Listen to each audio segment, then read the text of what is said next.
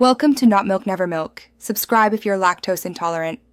In this video, I will show you how to color a mandala coloring book using an easy method.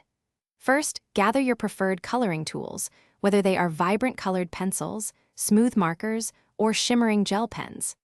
Next, pick a mandala design that truly speaks to you, perhaps one with intricate patterns or simpler shapes. Finally, settle into a cozy, well-lit spot where you can fully immerse yourself in the calming art of coloring. This preparation sets the stage for a truly enjoyable experience. Now, let's talk about colors.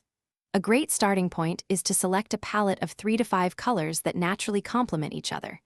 If you are unsure, a quick glance at a color wheel can reveal many harmonious combinations, like analogous or complementary sets. Once your colors are chosen, decide on your starting point. You might begin coloring from the very center of the mandala and work your way outwards, or tackle one distinct section at a time. To bring your mandala to life, focus on adding depth and detail. Start by applying lighter pressure for your initial color layers, then gradually build up the intensity by adding more layers. Don't be afraid to experiment with blending 2 or even 3 colors together to achieve beautiful, smooth transitions.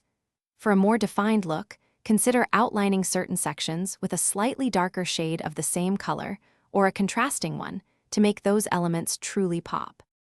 As you near completion, take a moment to review your mandala. Look for any small uncolored areas or spots where you might want to add a little more color.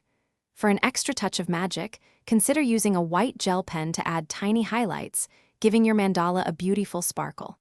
Finally, step back and truly appreciate your finished artwork.